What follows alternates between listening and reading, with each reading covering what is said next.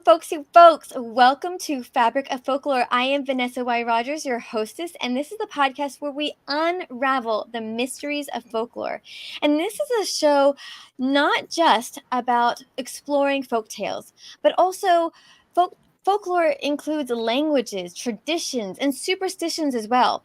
For instance, the superstition of walking under a ladder being unlucky has origins dating back thousands of years. There are a few key beliefs and theories behind this widespread superstition, and I'm going to talk about just two that I found, but there are numerous accounts. In ancient Egypt, the ladder was considered a sacred symbol representing the Trinity, Father, Mother, and Child, and the connection between heaven and earth. And walking under the ladder was thought to disrupt this sacred geometry, leading to bad luck. There's also a gallows association. Ladders were often used in executions by hanging, and walking under a ladder was seen as tempting fate and inviting the noose. The association of the ladder with death and danger contributed to that superstition. And as humans, we are a storytelling species. We're constantly seeking meaning. And folklore is one way in which we express what matters to us and what those stories mean to us. When we tell stories, when we sing songs, when we tell jokes, we're passing along a little piece of ourselves to bring joy, to warn, to give advice to the people, to the folk. And this podcast is about exploring what it is to be human, what it is to be part of the folk, and how to be a better human by understanding ourselves and others at a deeper level. So if that's a podcast you want to continue to listen to, make sure you hit that subscribe button, whether you're watching on YouTube or you're listening on your favorite podcasting platform like Spotify, iHeartRadio, or Apple. Make sure you hit that subscribe button so you get notifications on the weekly basis when our podcast drops. We have a fantastic show for you today. Alexandra Eichenwald is a professor at Darwin Research Center of Central Queensland University in Cairns and the Australian Laureate Fellow. She has done extensive fieldwork in Northwest Amazonia, Brazil, and in the Sepik region of New Guinea. And she has written numerous books and essays on the topic, of which we will provide links for in our show notes. And today specifically, we're going to be talking about her work on the magic of names. And so I'm very excited to have you, Alexandra. Thank you so much for joining us. Thank you. Yes. And thank you for the introduction, and of course the introduction to superstitions and beliefs which we learn. And, I have learned lots of, you can call them superstitions from having lived in various countries. And one sort of warning to our listeners, if they ever come to North Queensland, please make sure you don't eat too much crocodile. Because according to the Northwest Amazonians, if you eat crocodile, you forget everything. Oh my! Yeah, it seems to be true as well, because once I thought, we were hungry, there was no other meat there, so bought some crocodile, and believe it or not, we left all our food supplies behind. So we were in a bit of a sort of issue when we went to a very, very remote village, which of course is not on Brazilian maps. So that's one of those things. And there are lots of other things, like in the jungle, if you are in the Amazonian jungle at night, do not fry anything because the evil spirit will smell it and come and get you. So, but that's... Oh, interesting. Yes, I love superstitions. I'm always so curious about different superstitions in different countries. I remember when we were in Chile, one of the superstitions was if you drink a hot drink before you go outside in the cold air, your face will freeze. And people were very adamant about not drinking a hot drink before you go outside. And I remember they like literally wouldn't let us go outside until like the hot drink had settled down. I love learning about superstitions in different places. Yes, and of course, you have superstitions, and you also have some sort of rules and conventions.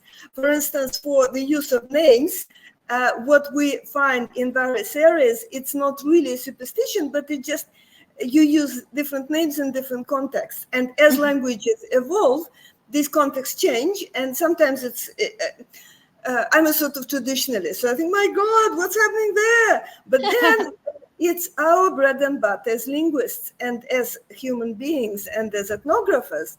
We just observe things changing.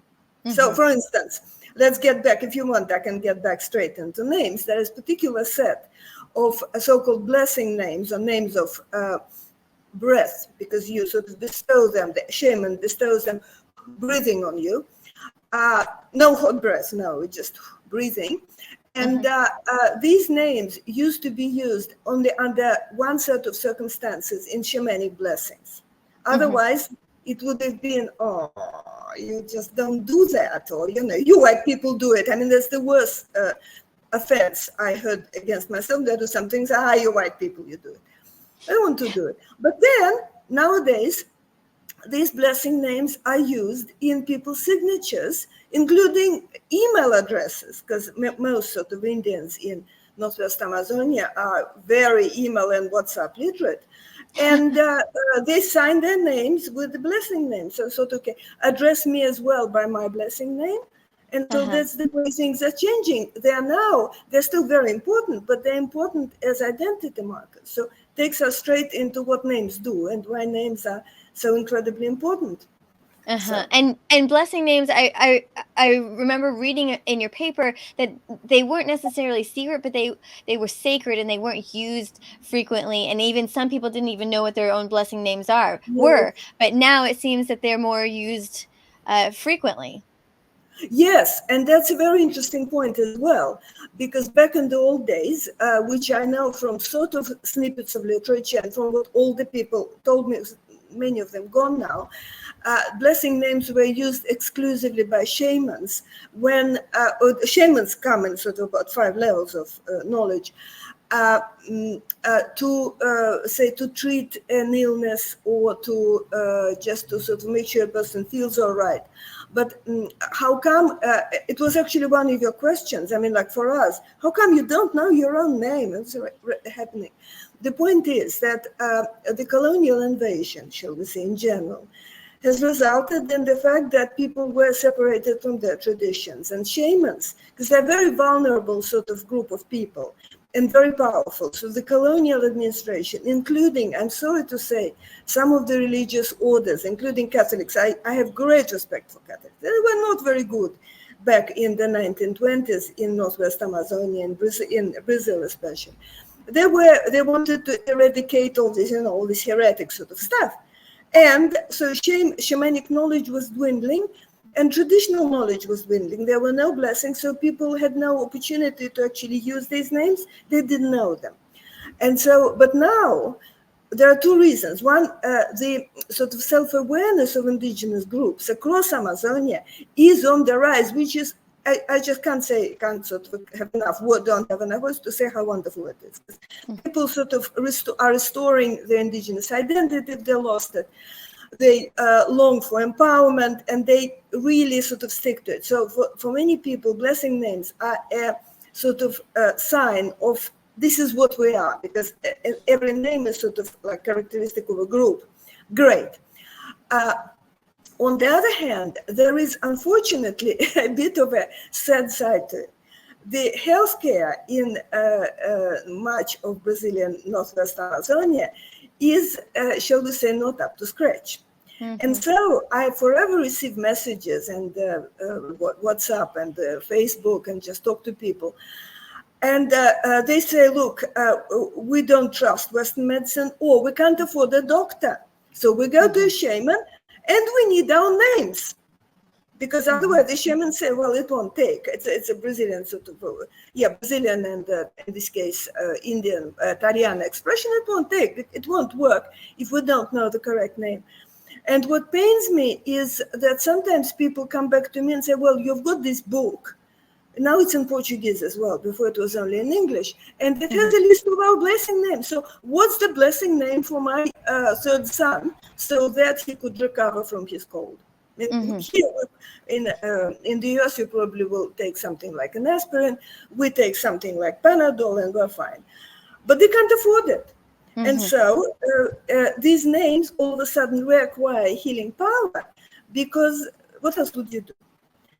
So it just shows you how important the names are. But you see, to investigate the names in Northwest Amazonia, mostly with the Tariana people, but other peoples as well, it took me quite a few years, I'd say maybe about 20 to 30 years, just to establish the sets for each group. And they're disputed, because some people say one thing, other people say another thing. And also how the names are given. Took me many, many years to understand that they're given in order of birth. Because again, people wouldn't remember. But it just shows you one thing, that as sort of we are sort of dealing with trying to restore languages and cultures, make sure they survive as part of our global competence as humans. And we're facing with obsolescence and loss of knowledge. As linguists, all we can do is document things and try and sort of write things up for the academic community, which is what I mostly do, but also for the indigenous community and for the public.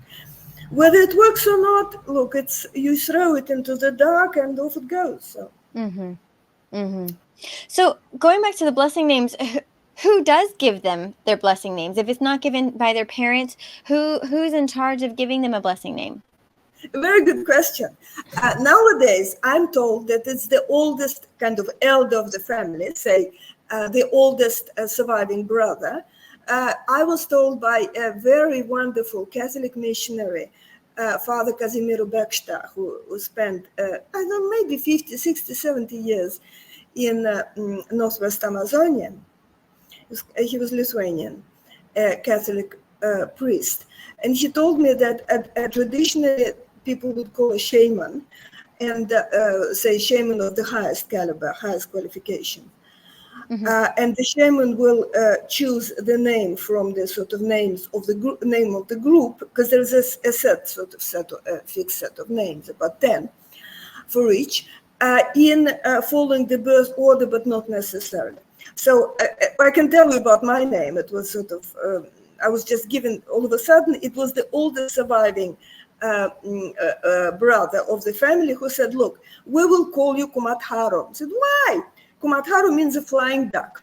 I was not even the oldest female in the family, but the oldest female in the family has the same name. So it is not supposed to happen, but I was happy. I said, wonderful, I got it. So happy. But why? Because you fly a lot. I did fly a lot. I fly a lot from Australia to Brazil. It's a bit of a lot. So, okay, good. But in actual fact, the reason was that I was, in their view, they didn't think about the other female in the family, that I was sort of like an older sister. So in a way, there is a lot of freedom. Because freedom in nowadays in the assignation of names, hence the variation, hence messages I got saying, but could you confirm this or that name? I told the shaman that my middle son is called Tuiri, which is I think periquito, a tiny little bird, but he's still sick, so maybe it's not his name because it hasn't worked. Nobody will say that the shaman wasn't competent, but maybe shamans are competent. Right. So, well, like doctors, we have to trust them. Otherwise, what do we do? Yeah, go get a second opinion. Don't. Because it is a land imbued with sorcery.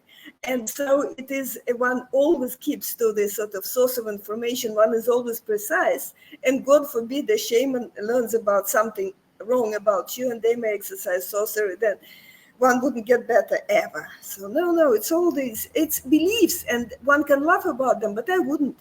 Right. Because it is, it's rooted in what in sort of, you could say folk tales, but it's also rooted in what people believe and what keeps them going, because it is, well, you could say placebo, but it's very strong. Well, let's go back a little bit. I want to know a little bit about your history and why you got into linguistics. How did you get onto this journey? Okay, so basically, yes, it's a long, I've been in linguistics for a long time. I celebrated 40 years since my PhD in June. Wow. I was young. Congratulations. I was 27 then, so yeah. But it was a difficult journey because I was born in, obviously, like most most East European Jews, many East European Jews. Their family comes from the Ukraine, but my sort of grandparents moved to Moscow. For them, it was like a sort of upmarket place to move to. It was a very, very, the old Soviet Union. Now it's probably worse. But the old Soviet Union was a horrible place, very racist, and especially anti-Jewish. And my family, Aikhenvald family, is quite well known because of the great-grandfather who was Nabokov's teacher in Berlin and various things. But so then he was like an enemy of the people during the Soviet Union, he sort of like up until 1989, and so was my grandfather, and my father was sort of also had issues, plus a Jewish surname. And I was told by a person, believe it or not, she's still alive, the head of the classics department, then, with the surname Aikhenvald, no way, you can never sort of do classics, or what I wanted to do. Well, I wanted to do classics because my grandparents, my paternal grandparents, I wanted to live up to them because they did classics in the 20s. I wanted to do the same, but no way. And so what did I do? I went to, they had a friend who said, Sasha, why don't you try and join a sort of like an Olympics in linguistics and maths? I said, yeah. I went there, got a prize, and that's what it's interesting. Linguistics is interesting. They gave us linguistic problems. So then I tried my hand at that and got into the Department of Structural and Applied Linguistics at Moscow State University, where they didn't really mind at that point whether I had a Jewish surname or not. It was by quality because we hadn't examined maths. I mean, maths is not history. You can't sort of invent something. And so started there and basically never looked back. I had great teachers as well. And then I started my sort of working on various languages. First of all, Finno-Ugric, because I spoke a bit of Estonian, and we used to go there every summer. Then I was told, with this surname, you would never really, it would be very difficult for you to make it in Finno-Ugric studies. I said, all right. Then I sort of turned to old Anatolian languages, Hittite and various others. And then it so happened that somebody came up to me. He's still around. His name is Militaryov. He's old now. Said, look, Sasha, you sort of seem to be kind of finishing or floundering. Maybe you would like to work with Berber languages. And I always, sort of like linguistic minorities who are trodden under.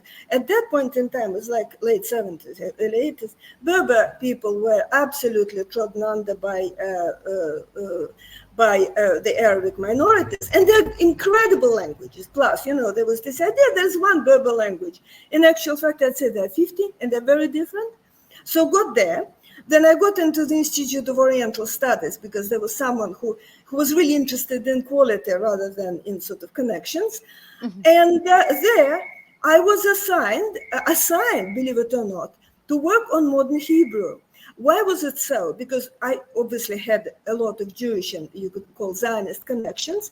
I did do underground, and that was very sort of, it would have been exciting if it hadn't been dangerous. I almost got arrested once. Underground courses in modern Hebrew. And so I had to fill in like a questionnaire. And the questionnaire said, which languages do you know? So I sort of said Estonian, okay, doesn't matter. Right. And then I said biblical Hebrew. I didn't say modern Hebrew because otherwise the head of the department, who was a very staunch sort of party member and stuff, would have said, how did you learn this forbidden language? Because it was a language of Israel enemy and Zionism and whatever. So I said biblical Hebrew. And he said to me then, biblical Hebrew, in our department, there was a department in the Institute of Oriental Studies, a very kind of pro-Soviet and very politically oriented place, very dangerous. But the Department of Languages was fine, partly, because there were good people there, but not my head of department. He said, so it won't take you long to learn modern Hebrew. And it sort of turned out, I learned it pretty quickly. He corrected me. He was very clever. He was himself a member of the minority called Tat, which are basically speak an Iranian language, but they divided into two groups, Muslim and Jewish. He was a Jewish Tat. He was trying to hide it from us. I had enough friends. We run a funny thing called Jewish Ethnographical Committee. You know, it's all the Soviet Union, so we had to have a totally underground committee. And they said, you know who your boss is? Sharbatov. He's a Jewish Tat. I said, okay, all right. Oh, okay. So he knew exactly what I was doing. He was trying to stop me from defending my PhD on verbal languages, but he didn't because there were other people helping me, good quality people. But the result, I published 1 gram of modern Hebrew, which seems to be still in use. In 1990, published. It was republished in Russia now in 2010. And then I did a gram of biblical Hebrew, which I don't think I'll ever publish. And then as soon as as Jews, a Jewish surname, we were second-rate citizens. It's just, it was really bad. I couldn't immigrate leaving my parents behind because before the sort of Iron Curtain kind of lifted, because then there would be no connection, and it was just impossible. So as soon as the Iron Curtain kind of started crumbling, I got a job in Brazil, grabbed my son, we went to Brazil, because that was the opening I had. So just as soon as I can leave this hellhole, we're off.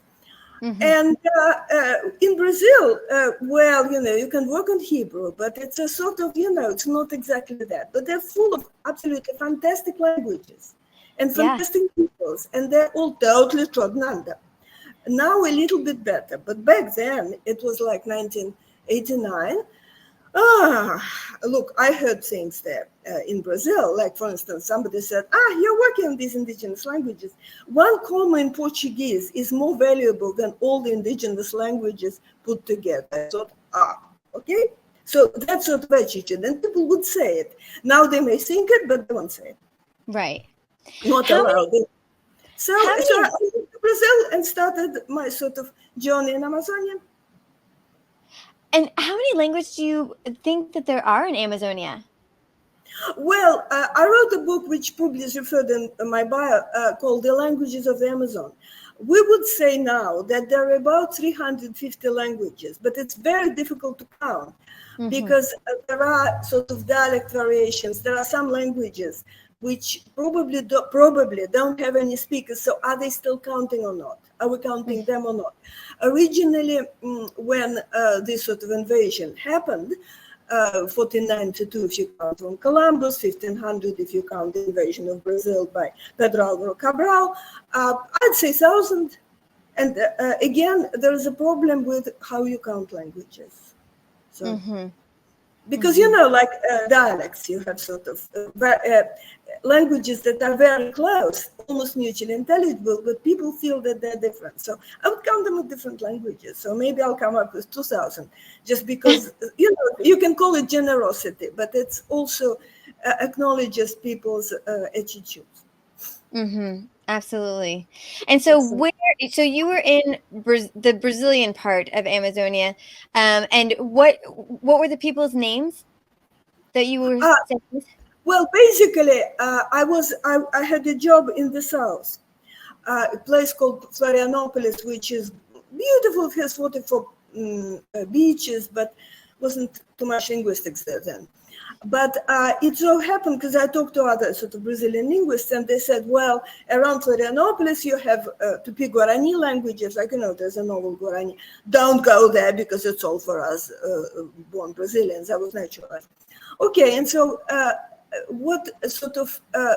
it turned out that the area where there was just almost like nothing there, no linguists except missionaries, was this very remote place between Brazil, Colombia, and Venezuela. So I went there, and I worked with quite a few languages there. First, I started with a language, lovely, Hohodana, Baniwavasana, a language called Baré.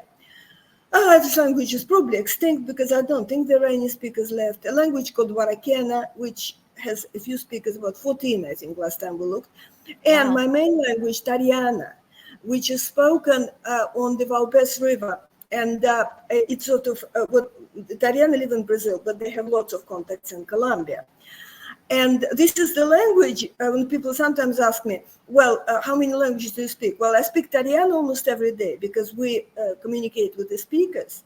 And depending on the time of the day, I speak Tariana or I don't, because we have about 15 hours difference. So yeah, we can't really maintain a dialogue all the time. Yeah, so Tariana is now the main one. But then there are always, Tariana belongs to the Arawak family, which is the biggest in Amazonia, or in South America, you could say. And they're also in contact, they intermarry with speakers of Tucanon languages. So those I understand. There is one I sort of understand a bit, I can speak. So, yeah, so a few. But it is Tariana mostly, and Tariana in all its varieties that seems to be sort of taking the center stage now. And when you say all sorts of varieties, is it because there's different groups of people who speak that language and Yes. they live apart, or are they living together and they have a variety? Well, both. It's a very good question, because you have Tariana used to have like maybe 8 subclans.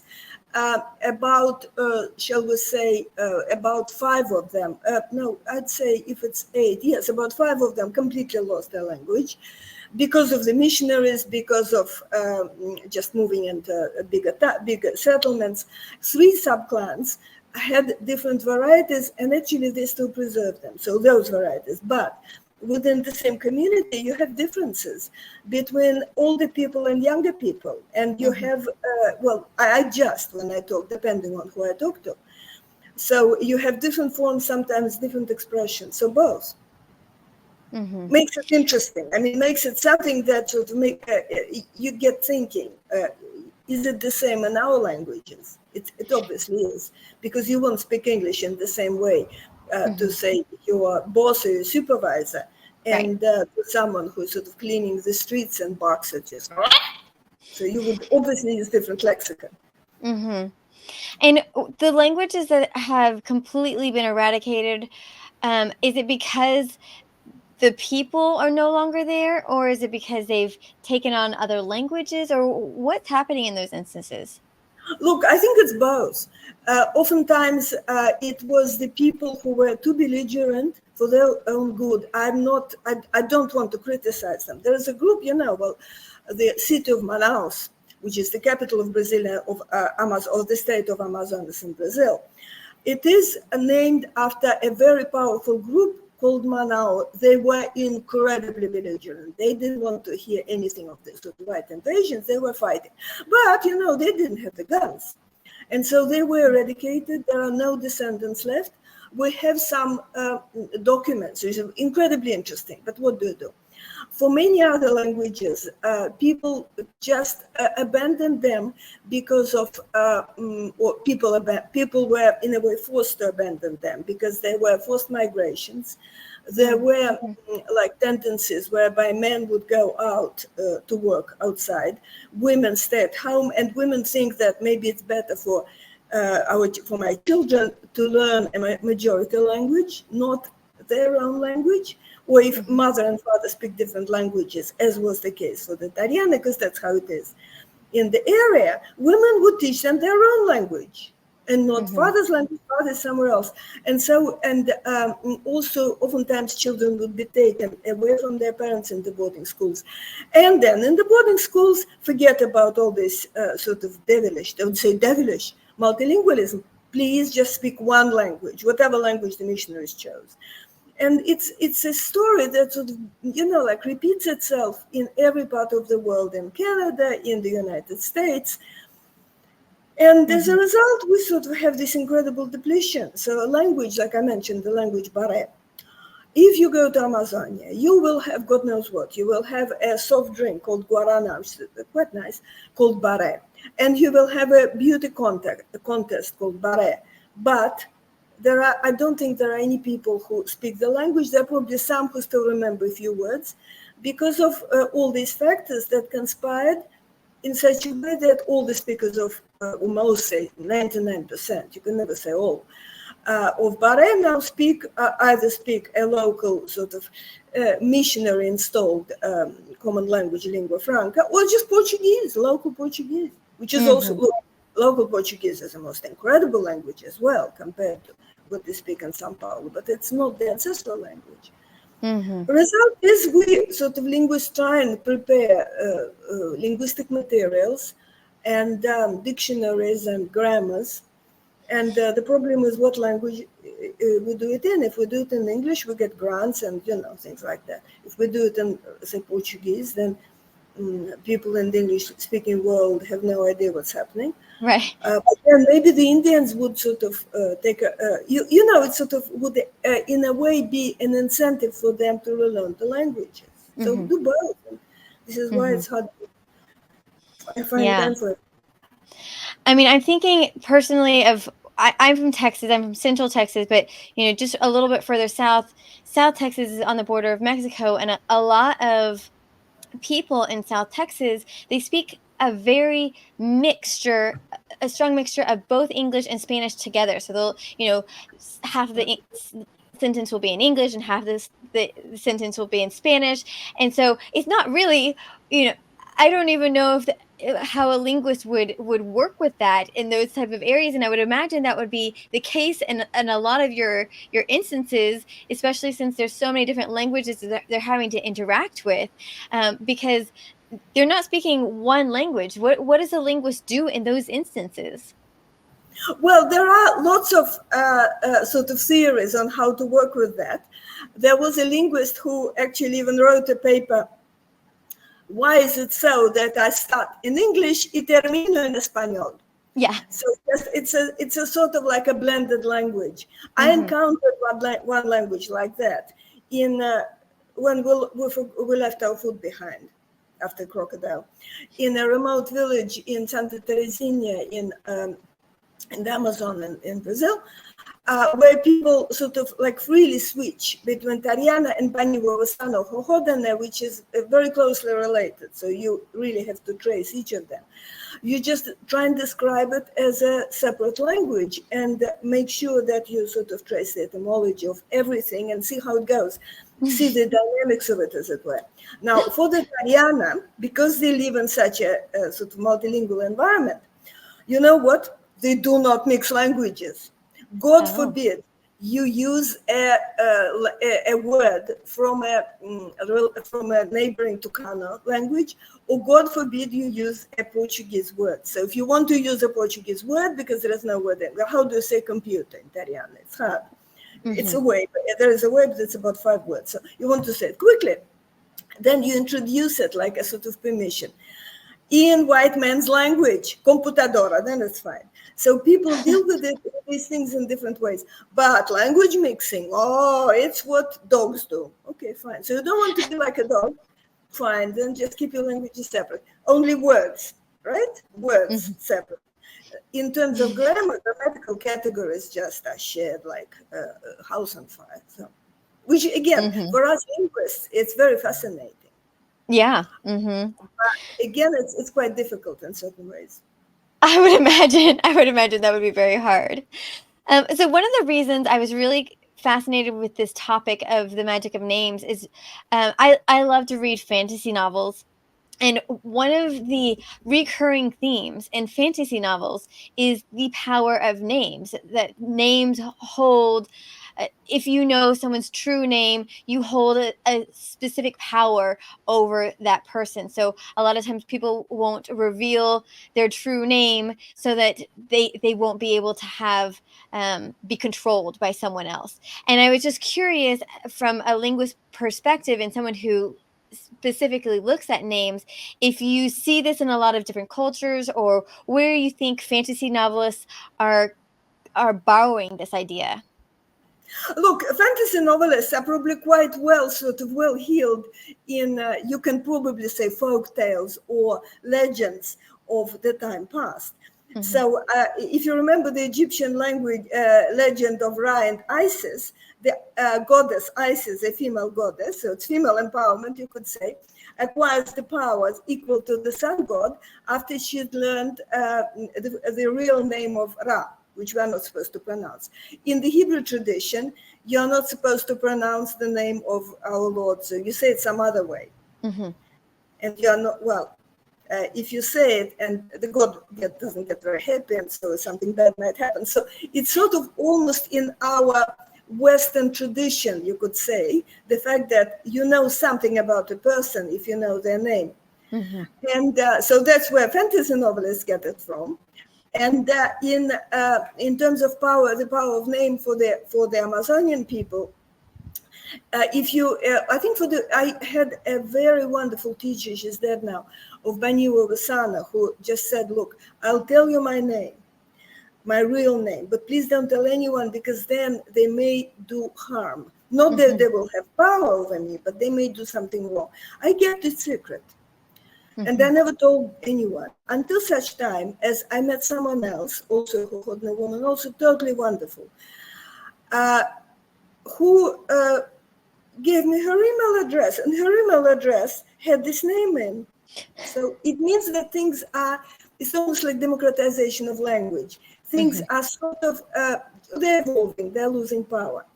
And in the civic area, because this is another sort of place where names are unbelievably important.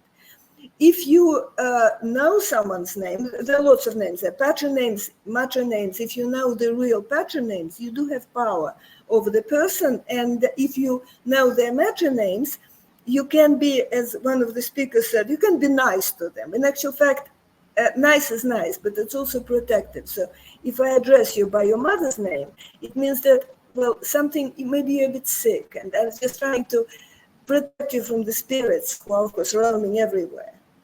So you have these protective powers of names themselves, and of course, they, I'm sure, crime novelists, so I'm not a crime novelist as well, but science fiction novelists would jump at it, because there is something there that is not rational. Well, you could say not rational for those people, like chemists or mathematicians. They'll say everything has to be evidence-based. I don't know how it can be evidence-based, but it's based on something. So, yeah.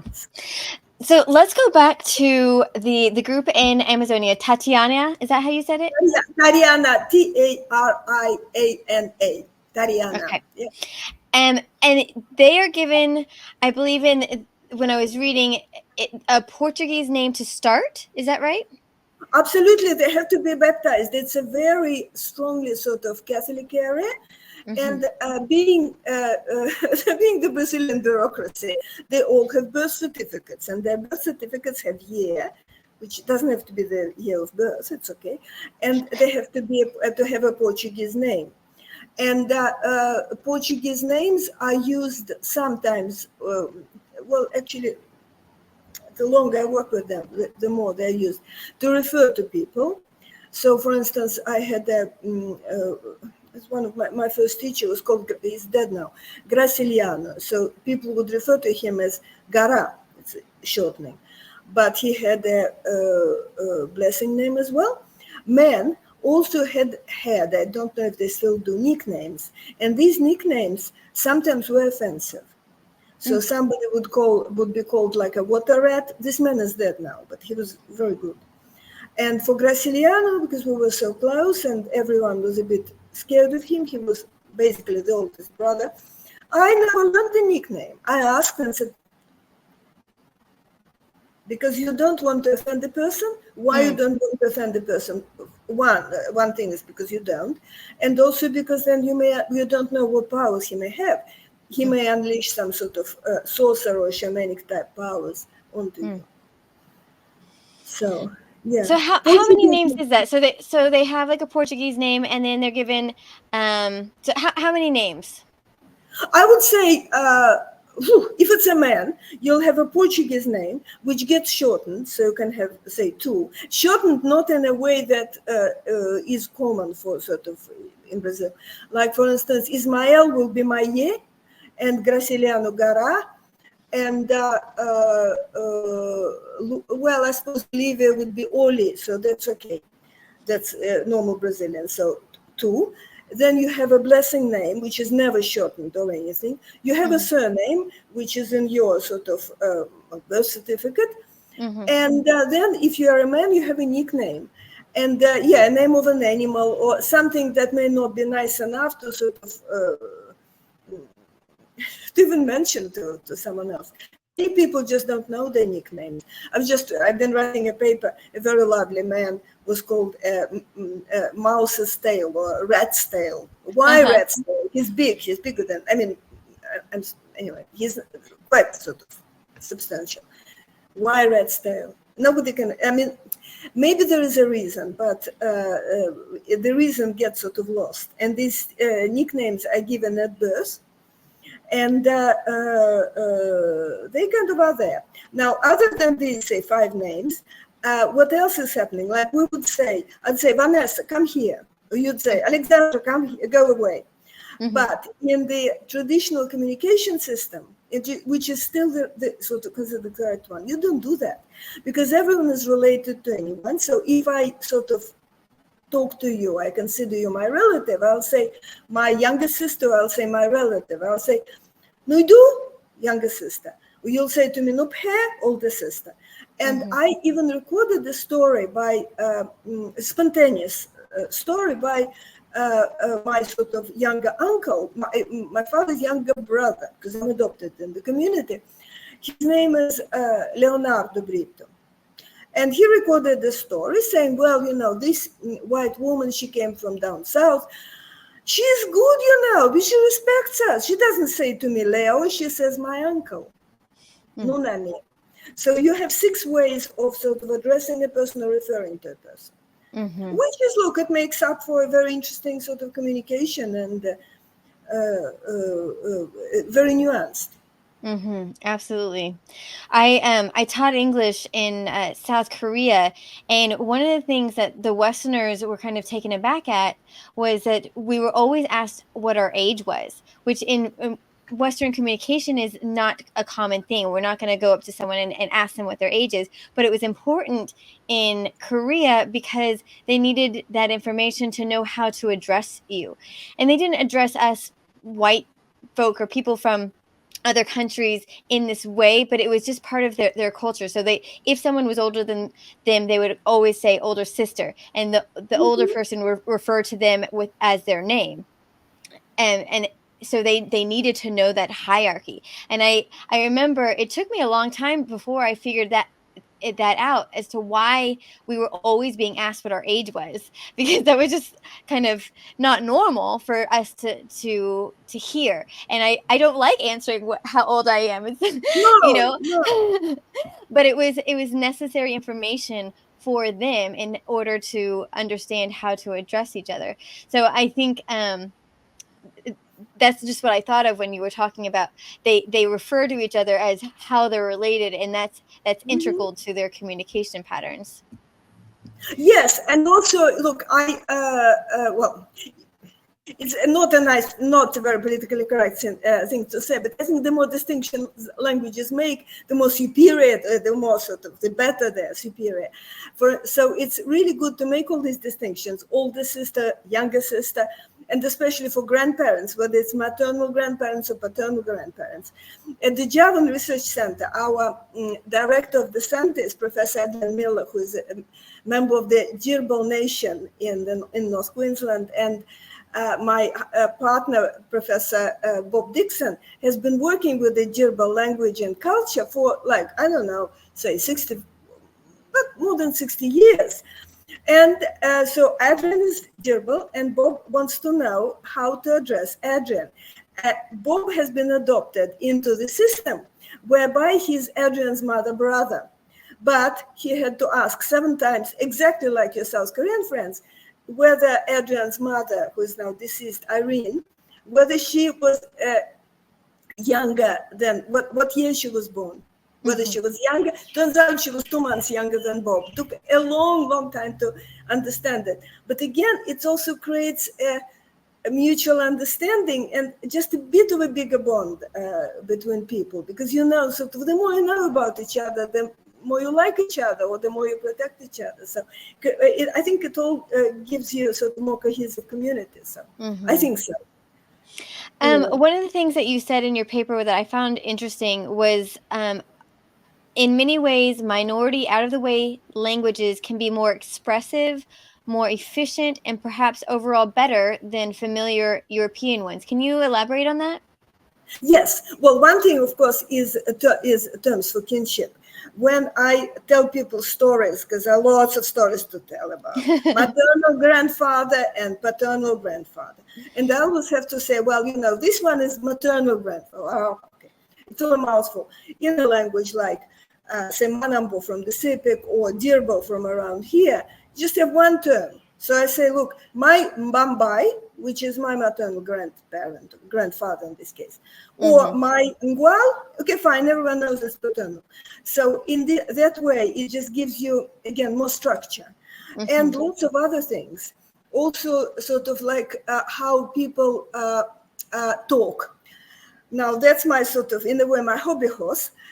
It is a phenomenon called evidentiality, when you absolutely, in every sentence, you have to say how you know things. So in the information source, you mark your information source. It just has to be there. If you omit it, people say, if they don't like this, this person is mad or is not unreliable. If they sort of like, you say, well, you know, a little bit stupid. So you have to say whether you saw something or you heard or smelled it, or whether it's inferred based on, like, you know, oh my God, it has rained, inferred because I can see the traces of the water on the ground, or you assume it because that's what happens all the time. Somebody tells you, says Tariana system and around the place. And it actually shapes your communication in a very, very good way. It doesn't make you totally honest, because you can always manipulate things if you want to. But you have to be precise, and it's actually a feature. There's lots of literature on that, saying one of the founding fathers of modern linguistics, Franz Boas, said, well, wouldn't it be wonderful if our politicians actually had to specify how they know things? Probably would be wonderful. It would make them think a little bit more.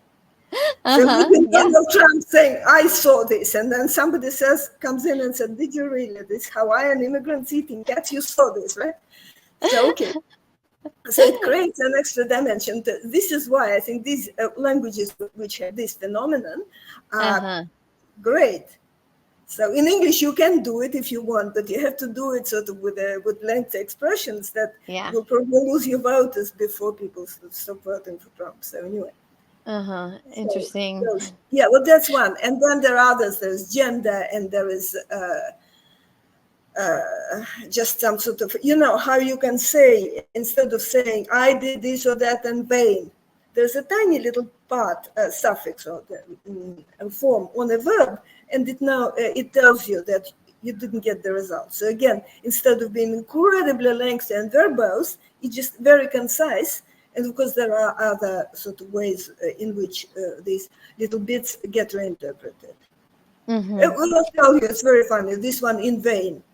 It makes no sense in English, but when people say, well, I should ask them, are you all right? I mean, I really mean it.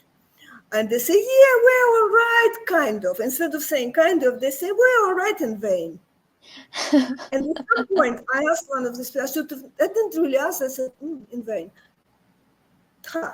The suffix said, yeah, it's just because the evil spirit wouldn't know, and he wouldn't attack us. Okay, thank you.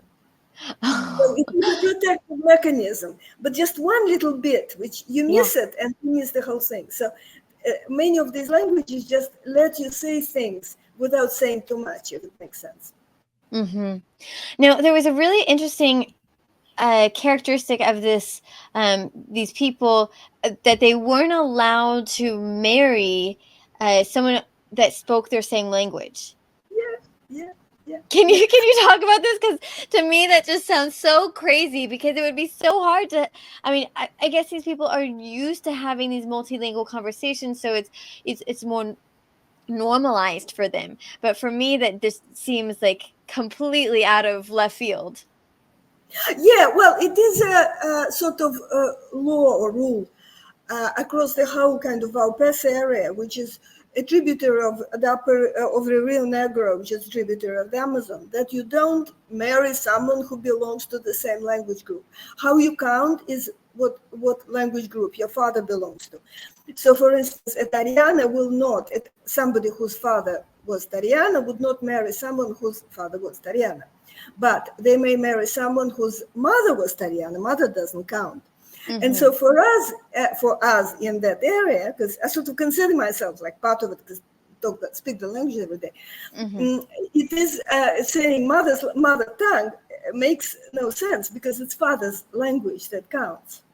And so there are all sorts of etiquette principles. So I would speak English to you because it's your father's language, right? And I would speak maybe, if I were a proper person, I would have spoken Yiddish to my grandparents because that was their father's language, and all these things like that. And people who do not adhere to these rules are considered like dogs. And say, these people, they marry someone who belongs to the same language group, they're like dogs. Okay, all right. So what about white people? White people are like dogs. Okay, all right. They have all these sort of,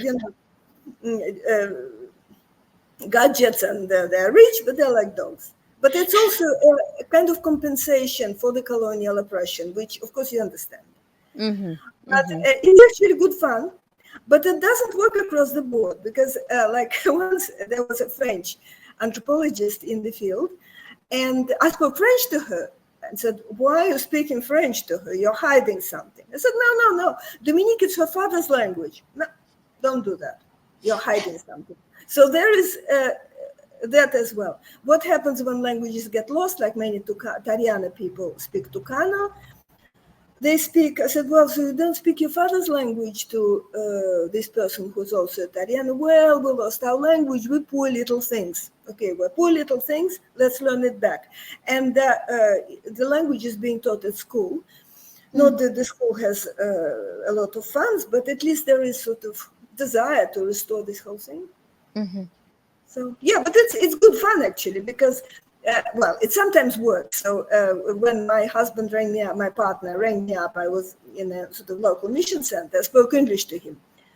And they said, the Tariana said, what did you speak? I said, well, it's his father's language. Maybe it's all right. It's okay.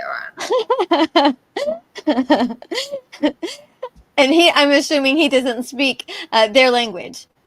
No, he doesn't. No, not at all. No. So let's talk a little bit. And then you went to Papua New Guinea, right?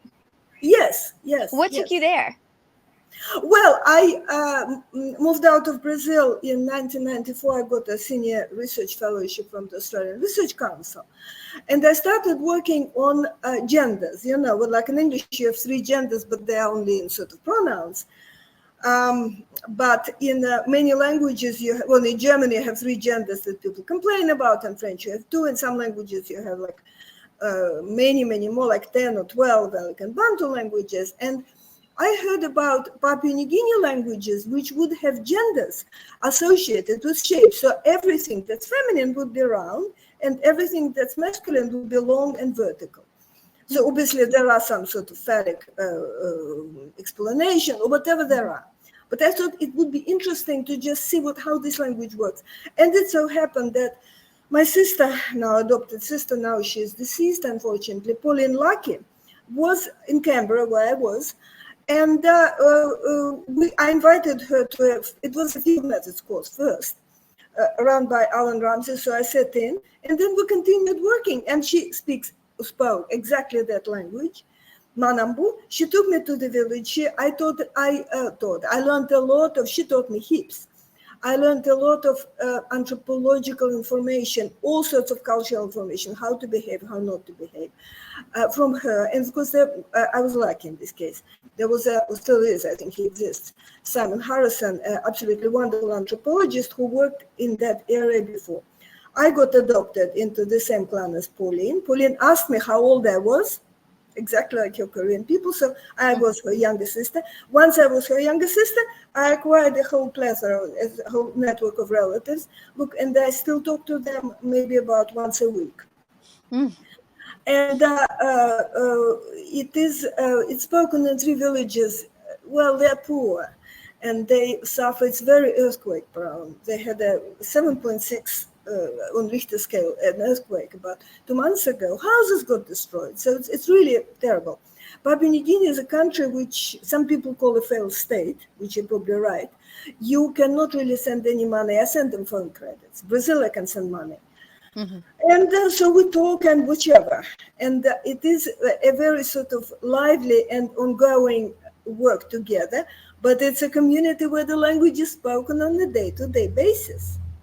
And so it's totally fascinating. And a community where you are valued by the number of names you are given, because your names are your riches. It's almost like a sort of token of land ownership, token of belonging to a family, token of being valued. So Pauline, I think, had 9 names. That's what I thought. In her eulogy when she died, I think there were 11. So there probably were names she forgot to mention, or maybe there was just the circumstances don't come up. So yeah, I only have two.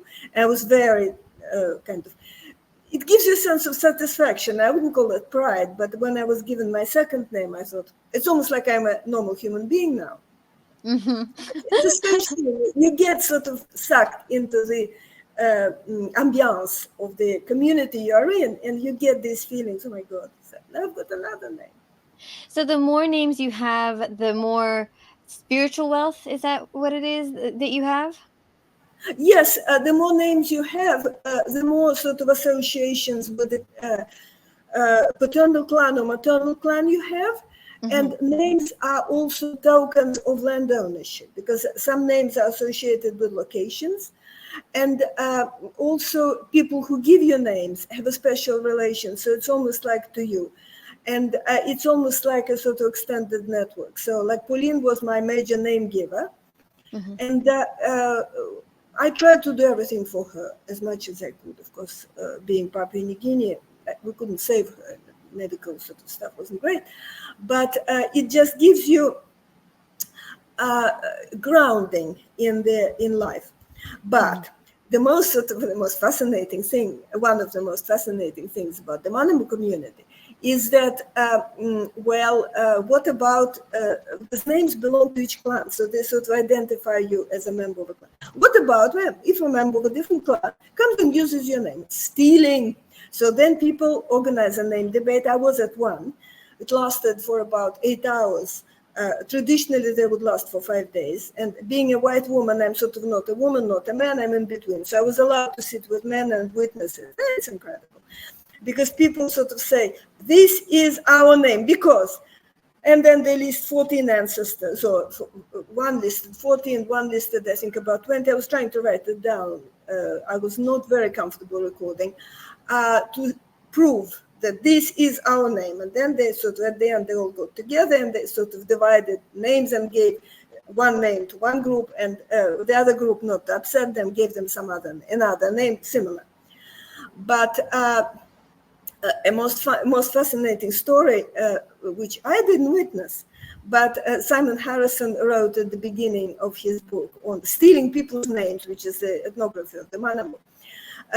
Missionaries came, and they came about 1957 or 8, and they started telling the story of the Genesis to the Papuan community and to Manambu community. They said, at the beginning there was this man called Adam. And so somebody raised his hand and said, wait a minute, you stole our name? Atan is our name. So the missionary ran away, didn't come back for a while, went to another village.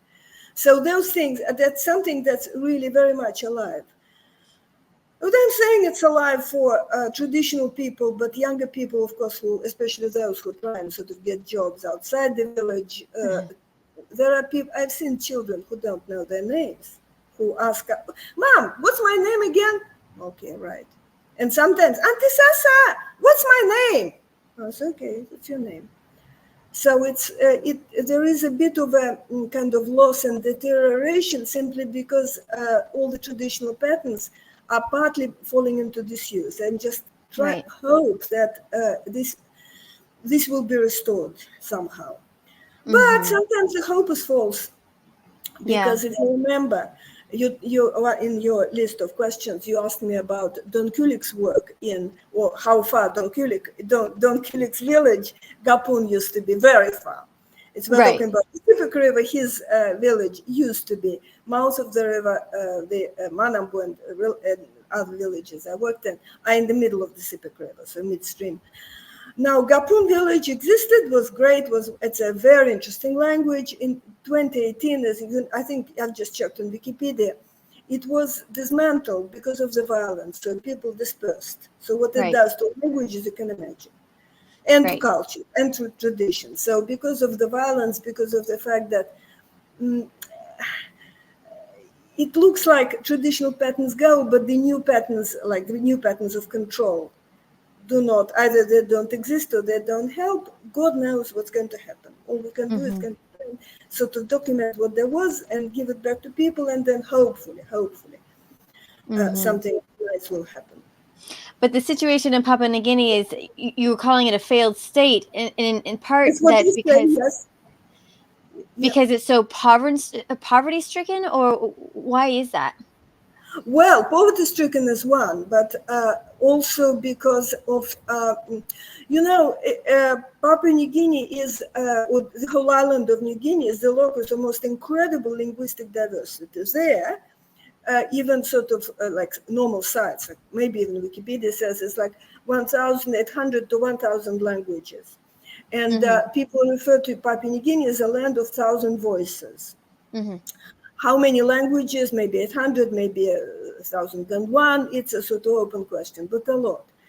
It probably wasn't really fit to be one country because there is lots of cultural differences and people fight all the time, and they fight for wealth, they fight for votes if there is voting, they fight against the sort of white influence. Now there is little white influence. And so every day I open sort of some particular sites, or I just sort of open an online newspaper, One Talk, and there is a ethnic conflict flaring up in the highlands. There is an ethnic conflict flaring up in the Pacific, actually. And there is an ethnic conflict flaring up somewhere else. And so the islands surrounding New Guinea Island were safe. No, they're not, because there were outbursts against Chinese store owners. But if you don't have Chinese store owners, who's going to sell you food? And so it's all sort of like the state is not in the position to control it or to support people enough to stop it. So maybe this is why social scientists call it a failed state. But anyway, and of course it does impact the life of everyday people, perhaps not in very remote villages. But in towns and in sort of biggish settlements, Manambu villages are big enough for them to be impacted. So people import beer, get drunk, and you can imagine what happens there, or drugs. Because interestingly, unlike in Amazonia, there didn't used to be any sort of like traditional alcoholic type drinks in New Guinea. Interesting. But in Amazonia, in Amazonia, you have this called kashiri. It's a sort of it's a different story. But here you do have all this. Oh yeah, no, I saw people drunk on that, and that was horrible. But as a result, New Guinea is actually a dangerous place to be. Even, I mean, for instance, I go there. I go alone. I'm a woman. I'm small. I can't even swim. But they will protect me and they will surround me. Because I'm sort of almost one of them. But even then, I don't wear any jewelry. I mean, forget about all that. And I make sure that I'm just sort of, I look poor.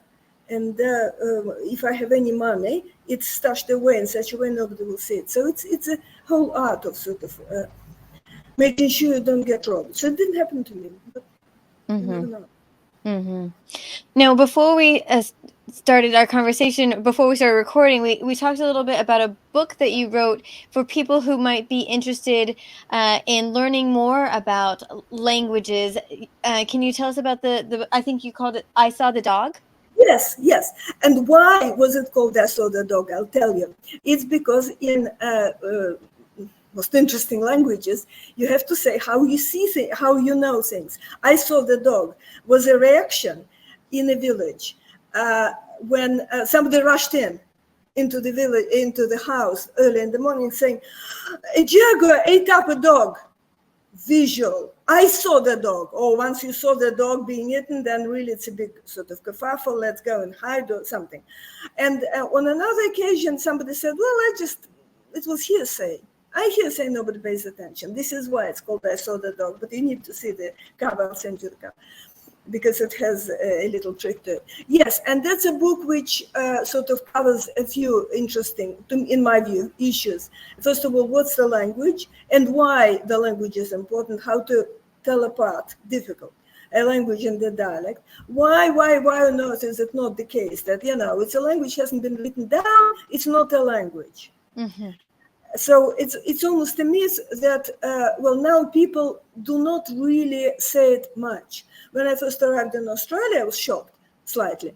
by the wife of the then Vice Chancellor, Dean Terrell, who came up to me at some do, and I was, I was probably 35, and she's, like a sort of wife of the boss. And she said, oh, here you are, you linguist. You'll work on these mumbo-jumbo dialects. I thought, my God. All right, so now she wouldn't say, I don't know what she would say. She's probably in her 90s now.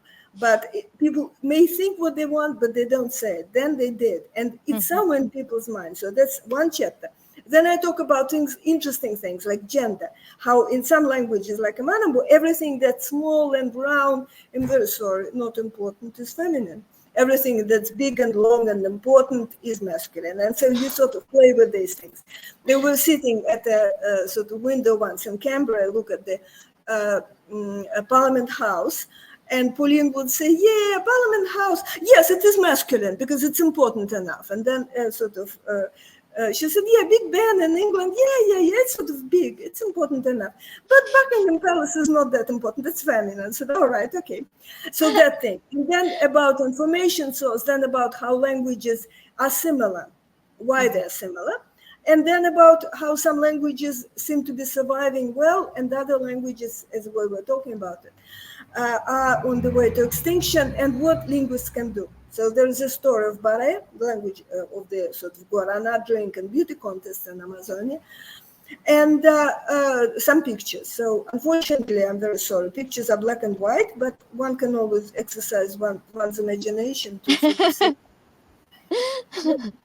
And we will definitely provide the link to that book in our show notes.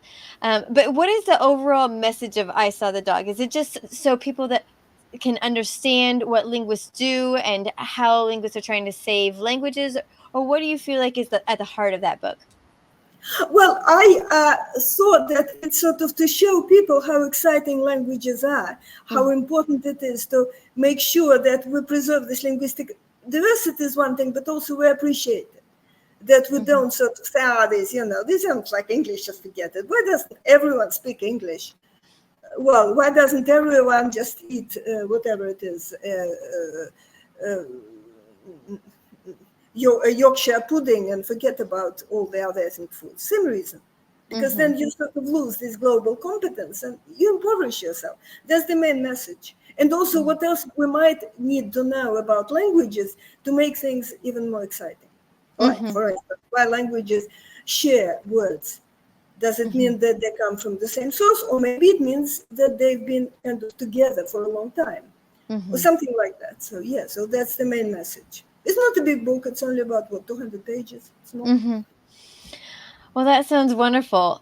Is there any lasting thoughts that you want to give to our listeners before we leave?